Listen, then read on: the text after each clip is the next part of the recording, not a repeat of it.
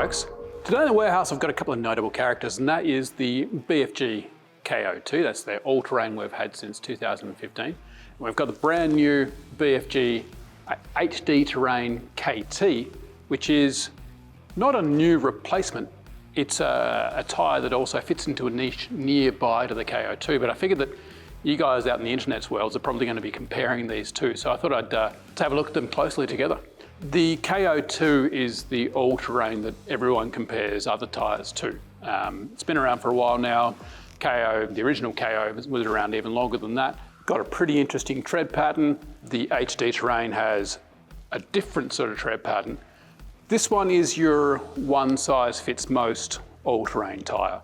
3-ply sidewall, 10-ply face on most of their tyres, and this one also has a 3-ply sidewall, 10-ply face on all of their tyres.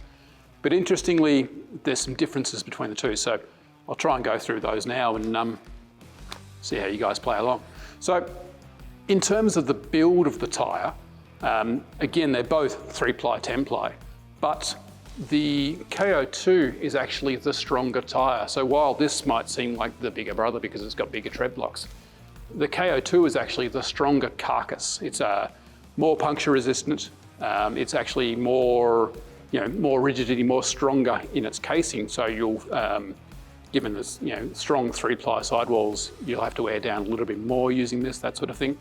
Whereas the HD Terrain it's actually built more for your heavy-duty US trucks. So your F350s, F250s, 3500s, that sort of thing. So this is more of a niche product than the KO2. And this is built for those heavy-duty trucks because of the tread pattern.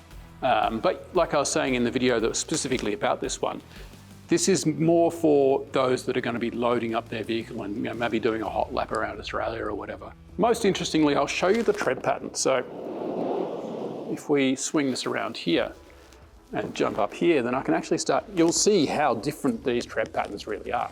So the KO2 has quite a density of tread blocks, but they're all relatively small in comparison to the giant tread blocks you're seeing over here on the KT. You'll also see more siping across these tread blocks as well. So siping is they're the little grooves here that actually help the tyre to grip onto surfaces like wet surfaces and in gravel and that sort of thing, and help it lock up as well. And so you're seeing more of those grooves, and this is actually a 3-peak mountain snowflake rated tyre, whereas the KT is not a 3-peak mountain snowflake rated tyre. So if you're in the snowy mountains or somewhere in the States where you get a whole bunch of snow, this tyre is probably not going to be your friend in the winter as much as this tyre is going to be. But it'll be interesting in the snow because the grooves, the voids in this tread in the KT are actually quite a lot bigger. So theoretically it might catch more snow and be better in the snow, but maybe not as good in the ice and rain. So as with all of these, I'm really interested in your feedback. If you're using either of these tyres or have used both, make sure you leave a review on tyrereview.com.au as well, because I'm really interested to see how you go when using these tyres. And make sure you let me know what vehicle you're using them on as well, because sometimes that changes depending on whether it's an all-wheel drive car or a big pickup that has a whole bunch of power to the rear. And speaking of power, these tyres are actually built to handle vehicles that actually have more power. So again, your big HD pickups. And so because they've got less siping, you're actually going to see less tread damage from all of the extra torque.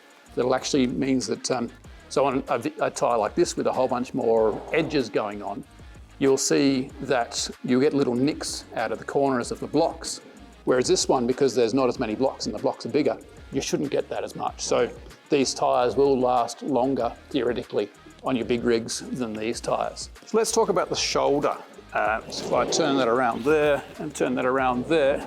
So you'll see that they actually follow a relatively similar pattern on the shoulders as in comparison to each other. So definitely siblings. You'll see a similar sort of extra coverage in the upper shoulder here as well. You could almost say that the KO2 has a little bit more depth of shoulder protection, but the KT almost has wider shoulder protection. So it's a bit of a balance there. Scalloping, probably the KT has slightly bigger blocks up here in the shoulders, which is fair because it actually has more tread depth. The KT has 14.2 mil of tread, whereas the KO2 generally has around about 11.9 mil. So 14.2 across the range, 11.9 across most of the range from what I can understand. So you are getting more tread depth on these ones, but interestingly, the actual compound that they've used on the KT is a softer compound, again, to try and prevent that chipping because harder tyres chip more. So there's some really interesting differences between the two.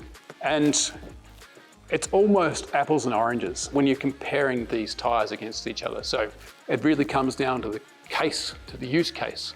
What are you actually going to be using them for? Are you in a bigger US-based pickup truck, or maybe even a light truck, and you're on and off the work site, so you need something that's aggressive, but still has that more compliant carcass, so it's not going to be as rough and in the ride in the day-to-day. Whereas this, some stronger carcass, stronger tyre, so again, probably better for your general all-terrain usage, but it's not going to be as comfortable as the KT. So again, horses for courses. Let me know in the comments what you reckon about them. I'm keen to see how we go with them here in Australia. We won't see as many of them here as we will of this one, but I'm pretty keen to see what the KO3 looks like. So let's do a video on that one when we actually get our hands on that. So thanks for tuning in.